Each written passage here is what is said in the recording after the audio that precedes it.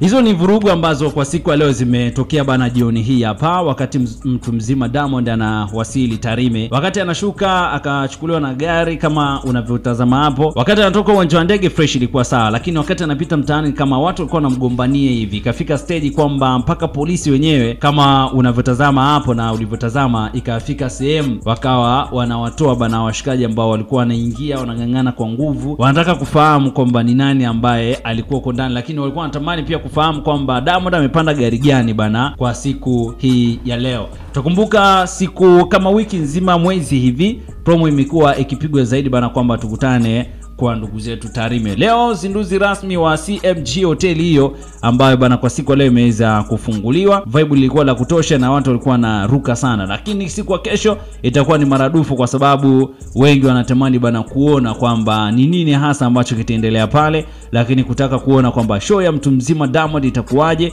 lakini pia sio tu show ya Diamond, lakini pia kuona kwamba Zuchu pia atafanya show ya aina gani. Leo kwenye uzinduzi wa hoteli hiyo ya CMG ambayo nimekuonyesha hapo bana, leo ilikuwa ni uzinduzi tu wa hoteli, lakini kulikuwepo na watu ambao ni wengi.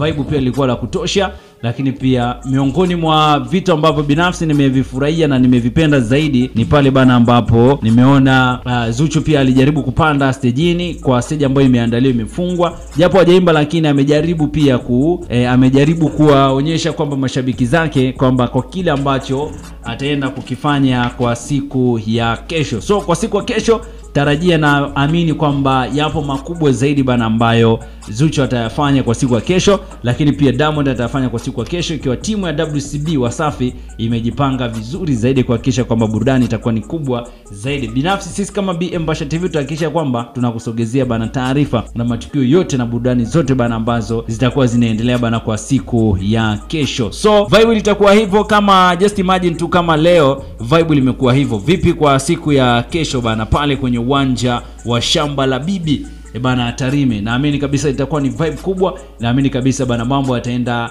vizuri zaidi. Binafsi tutakuwa pale kuhakikisha kwamba show zote tunakusogezea, lakini pia kubwa zaidi usisahau bana kusubscribe channel yetu ya BM Basha TV ili kwa kwanza kuendelea kupata taarifa na habari zetu mbalimbali kutokea ndani na nje ya mipaka ya Tanzania. Lakini pia usisahau bana kubonyeza alama ya kengele ili kwa kwanza pia kila taarifa tutakayokuwekea huku uweze kuipata basi kwa wakati bana. Kwa hiyo mambo yako hivyo na kila kitu kiko hivyo bana.